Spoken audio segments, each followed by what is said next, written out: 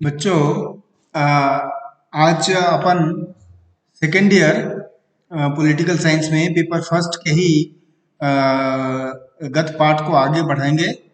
हम अपन जो है वो अमेरिकी संविधान के निर्माण की पूरी चर्चा कर रहे थे। किस प्रकार अमेरिकी संविधान स्वाधीनता के पश्चात अमेरिकी स्वातंत्र संग्राम जो हुआ, जब 4 जुलाई 1776 को अमेरिका में स्वाधीनता की घोषणा की गई और 13 जो उपनिवेश थे ब्रिटेन के, उनके द्वारा ये स्वतंत्रता की घोषणा की गई और परिसंघ बनाकर ये स्वातंत्र संग्राम किया गया। युद्ध भी किया गया ब्रिटेन से, जिसका समापन 1781 में होता है। तो उसके बाद जो संयुक्त राज्य अमेरिका बना, उसके संविधान के निर्माण की भी आवश्यकता हुई, क्योंकि परिसंघ जो बना था उसमें उसका एक स्पष्ट सुस्पष्ट संविधान नहीं था और तदनुसार संविधान पर दोबारा विचार विमर्श करने के लिए 25 मई 1787 को फिलाडेल्फिया में एक सभा हुई और फिलाडेल्फिया में इस सभा में 13 राज्यों के प्रतिनिधियों ने भाग लिया और भाग लेने वाले जो प्रतिनिधि थे उनमें सभी प्रसिद्ध व्यक्ति थे। जॉर्ज वाशिंगटन, जो अमेरिका के प्रथम राष्ट्रपति भी थे संयुक्त राज्य अमेरिका के, वो इसके अध्यक्ष थे। साथ में जेम्स मेडिसन, जो बाद में राष्ट्रपति बने, Hamilton, Benjamin Franklin, George Mason, James Wilson, Robert Morris, Dickinson, ये सारे के सारे विभिन्न जो पूर्व उपनिवेश थे, जो 13 पूर्व उपनिवेश थे, उससे जुड़े हुए प्रसिद्ध ऐसे व्यक्ति थे जिन्होंने संयुक्त राज्य अमेरिका के आकार देने में, स्वातंत्र संग्राम के बाद आकार देने में अहम भूमिका निभाई थी। और जो प्रारंभ में ही इस सभा में दो वर्ग बन गए थे, यानी कि एक तरह से दो गुट की तरह बन गए थे। पहले वो थे जो संघवाद के समर्थक थे, यानी अमेरिकी संघवाद के समर्थक थे, और दूसरे वो जो कि संघवाद के विरोधी थे। और इनके ऊपर काफी विमर्श हुआ, लेकिन अंत में जो संघवाद के समर्थक थे उनकी विजय हुई और अमेरिका में एक नवीन संघ की स्थापना हुई।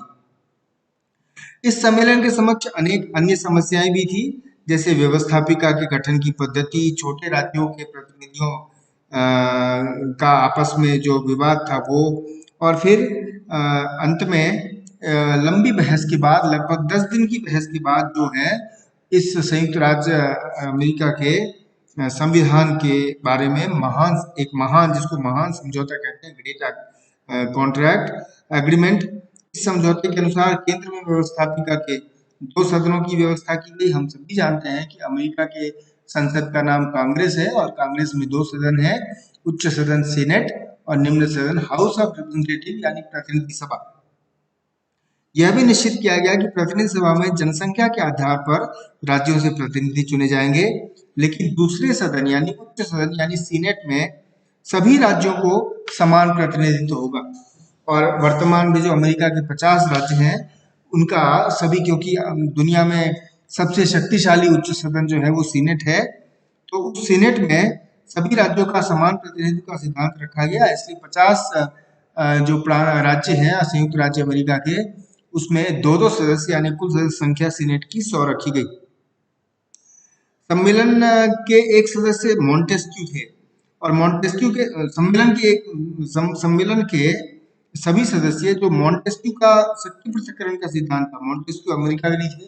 अब मॉन्टेस्क्यू मैं बता दूं आपको, आपके लिए कि मॉन्टेस्क्यू मूलतः फ्रांसीसी विचारक थे, जिन्होंने शक्ति पृथक्करण का सिद्धांत प्रतिपादित किया था। व्यवस्थापिका, कार्यपालिका और न्यायपालिका को कार्य के आधार पर इनका विभाजन, इनका पृथक्करण।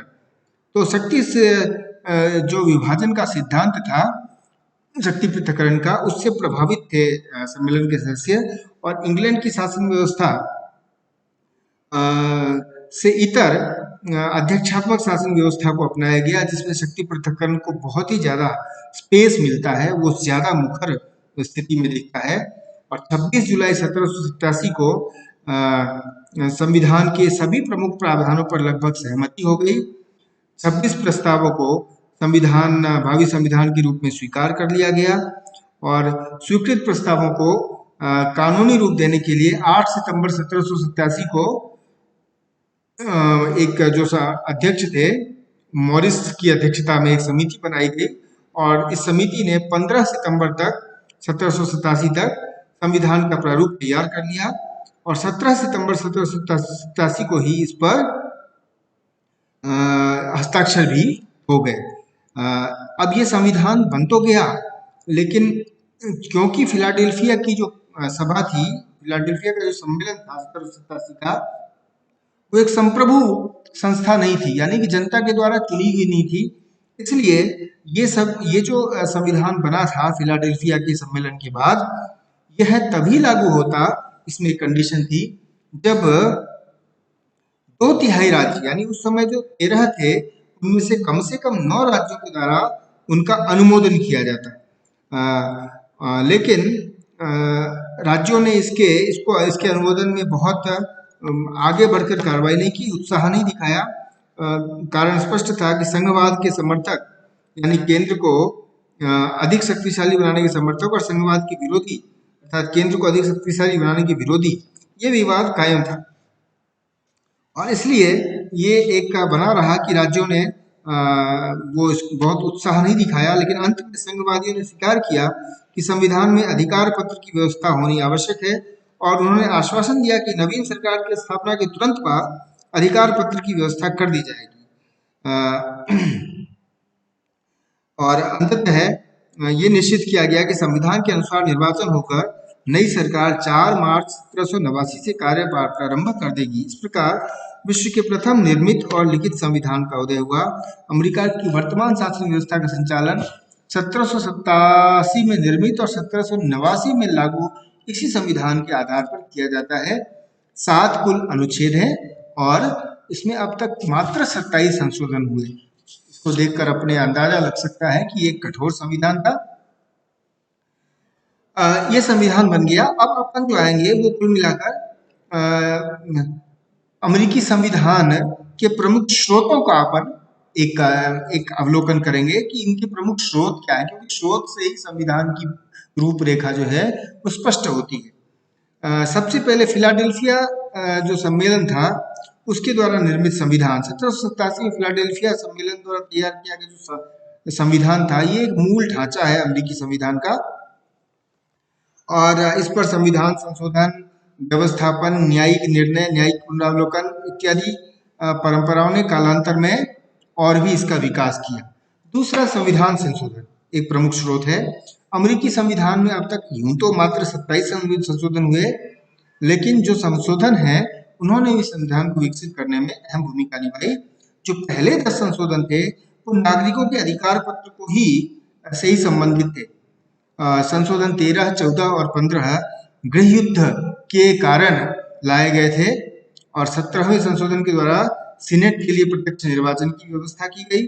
19वें संशोधन के द्वारा बहुत महत्वपूर्ण संशोधन है 19वें संशोधन के द्वारा महिलाओं के विरुद्ध मताधिकार संबंधी भेदभाव का अंत कर दिया गया। जो भेदभाव था, महिलाओं को मताधिकार नहीं था, उसका अंत कर दिया गया और 26वें संशोधन के द्वारा मताधिकार की आयु 21 वर्ष से घटाकर 18 वर्ष कर दी गई थी।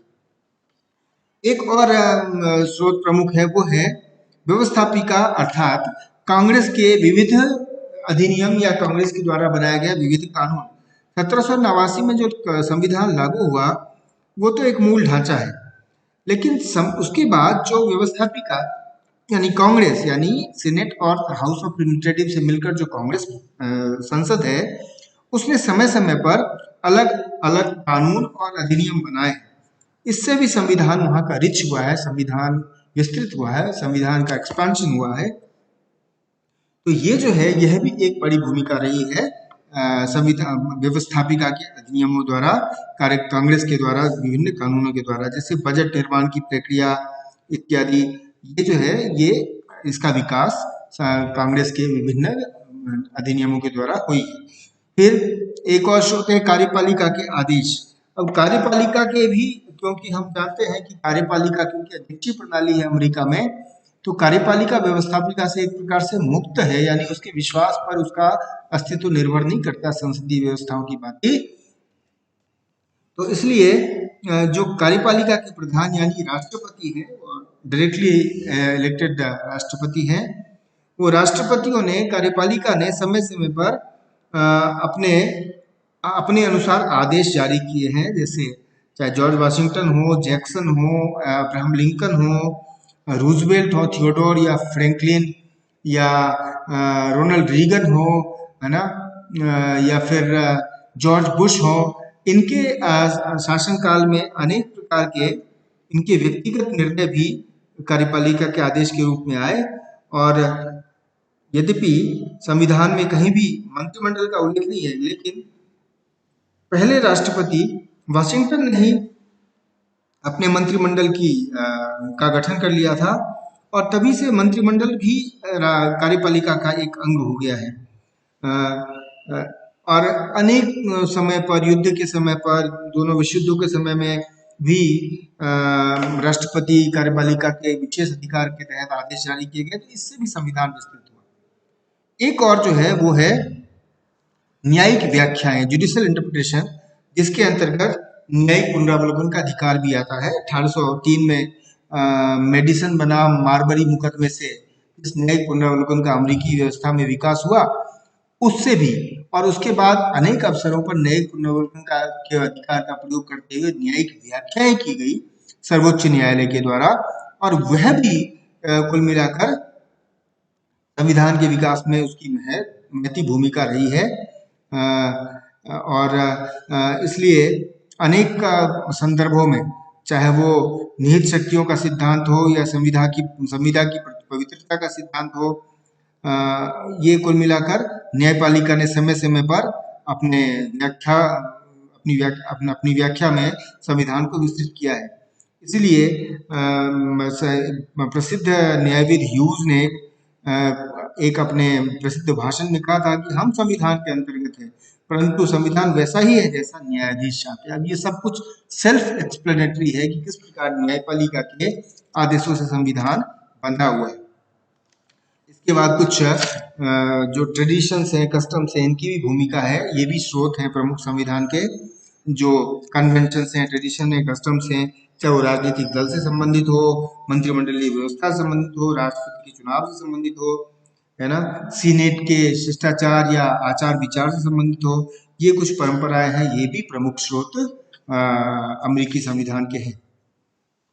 इसके बाद अपन अगले व्याख्यान में, इस पेपर में, इस अमेरिकी संविधान के प्रमुख विशेषताओं का उल्लेख करेंगे, प्रमुख विशेषताओं का जिक्र करेंगे, क्योंकि अमेरिकी संविधान अध्यक्षीय प्रणाली की जितनी व्यवस्थाएं हैं दुनिया में, उसका एक आदर्श रूप भी माना जाता है।